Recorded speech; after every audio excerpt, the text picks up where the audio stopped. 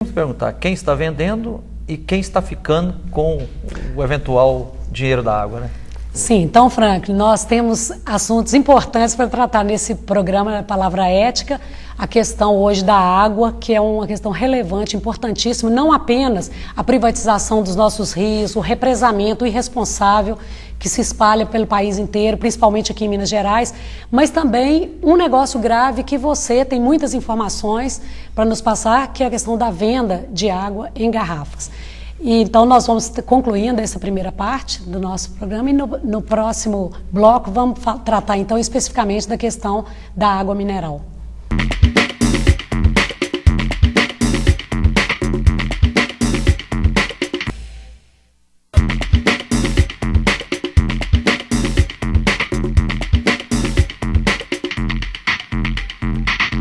Hoje o programa Palavra Ética está recebendo Franklin Frederick e com muita honra, uma pessoa que vem nos ensinar tanto acerca de um problema que toda a humanidade está enfrentando, que é o problema da água. E o Franklin, um ativista ambiental, tem um acúmulo, uma experiência muito grande, não apenas numa luta nacional, mas internacional pela questão da água, principalmente as nossas instâncias hidrominerais em Minas Gerais.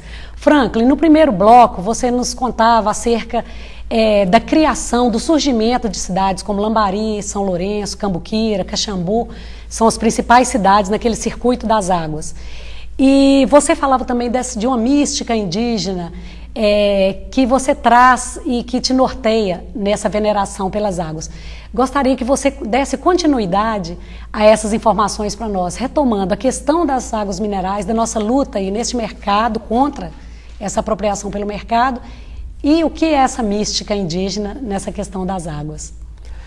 Nós estamos hoje enfrentando um problema muito sério, que é a questão da privatização das águas, né?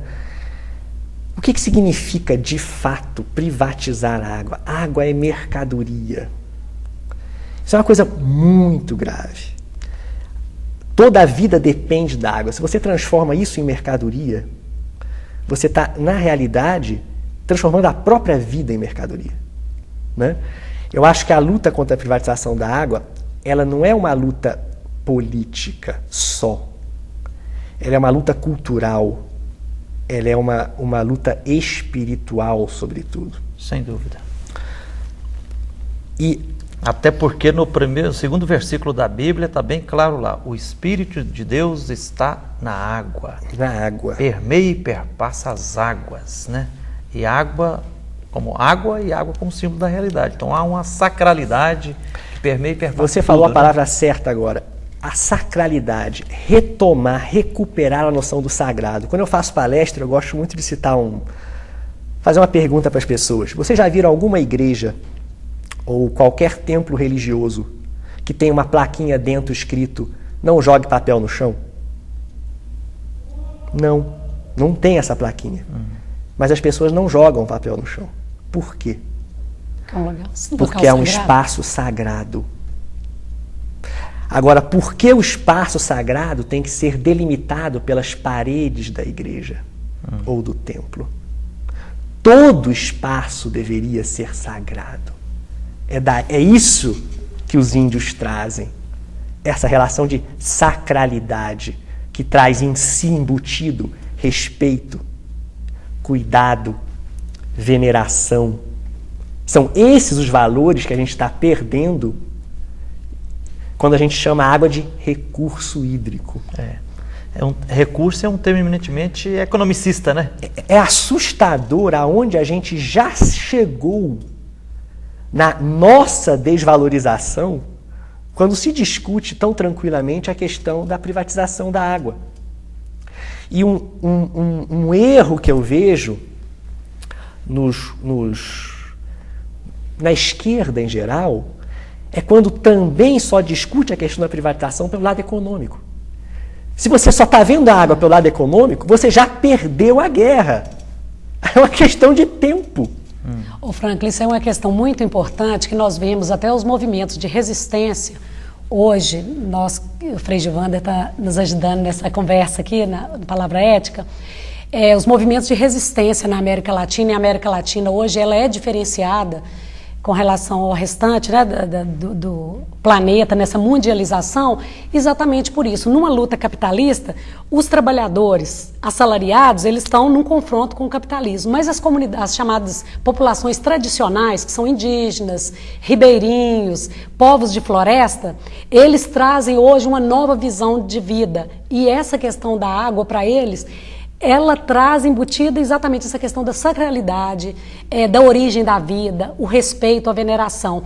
Diferente porque numa luta só contra o capitalismo, nós somos muitas vezes estimulados a entrar nessa luta de recurso, ver recursos econômicos. Desde que eu participe desse recurso econômico, está tudo resolvido. E não é, né? A questão é muito mais complexa. Eu acho que aí, e foi bom que você citou o exemplo da América Latina, tem que se diferenciar muito claramente o fato de que, às vezes, a luta contra é muito necessária, a luta contra a privatização, a luta contra certas formas de exploração.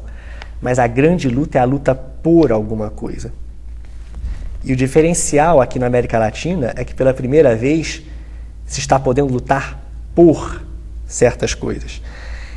Bolívia, Equador são exemplos, Equador. Né? E Bolívia foi o país grande inspirador da luta internacional pela água, na chamada Guerra da Água em Cochabamba, que estourou em 2000. Pequeno desvio que a gente tem que fazer, mas é muito importante dizer de Cochabamba, uma das comunidades mais pobres de um país extremamente pobre, teve a sua água privatizada pelo governo da época, pela multinacional Bechtel americana, e aí, parênteses, o que é a Bechtel? A Bechtel é a empresa que no governo Bush ganhou a maior parte dos contratos de reconstrução, entre aspas, do Iraque. Então, não é brincadeira. Era jogo pesado. Pesadíssimo, né? De repente, os povos camponeses de Cochabamba, de ascendência indígena, não podiam nem pegar a água dos poços que eles tinham cavado sem pagar. Absurdo, porque o controle, né, era de uma empresa virou da estrangeira. Um absurdo. Né? Isso gerou uma verdadeira guerra, o pessoal foi para a rua, né? E que foi o grande estopim transformador, morreu gente, Sim. de todo o processo boliviano. E eles levam essa disputa de lá que vem ONU, Evo né? Morales. Né? E aí você tem hoje, na Constituição boliviana, hoje em dia, a água não pode ser privatizada, e é a única Constituição do mundo que fala de Pachamama. Mas quando eu encontrei Pachamama. Quando eu encontrei o pessoal, eu tenho muita relação com o pessoal de Cochabamba, inclusive uma senadora eleita junto com o Evo Morales, que por causa da batalha na época, o que me fascinava neles era como é que eles conseguiram manter aquela energia, aquela luta por tanto tempo, né? E aí é que está o segredo da coisa, porque para eles não era uma luta econômica, era uma luta espiritual, porque algo muito profundo estava sendo mexido quando se começou a privatizar a água. Né? Frank, há uma dificuldade normalmente para se compreender isso, quando você fala, quer dizer, as pessoas que veem a vida dessa perspectiva economicista, de compreender, às vezes eles meio que ridicularizam, como que é? E eu gostaria também de já completar, nós teríamos uma luta semelhante contra a empresa multinacional? Acho que é importante nós falarmos isso.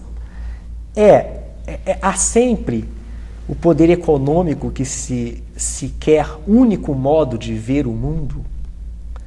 Ele vem com escárnio, ele vem com desdém. Esse pessoal está falando de carochinha, sacralidade, né? Só que assim, esse planeta se manteve até hoje, se quando os portugueses chegaram aqui e encontraram essa terra do jeito que estava, porque tinham pessoas que tinham uma relação de respeito com essa terra que manteve como estava, né? Essa civilização econômica tão arrogante, construtora de um tamanho poder tecnológico, é a única que colocou o planeta em risco. Né? Então, assim, para mim, a luta hoje é entre o sagrado e a concepção que não é nem materialista mais, ela é, porque se você tem uma concepção materialista, você tem que ter um respeito pela matéria. Então não é nem materialista, ela é enlouquecida. Ô Franklin,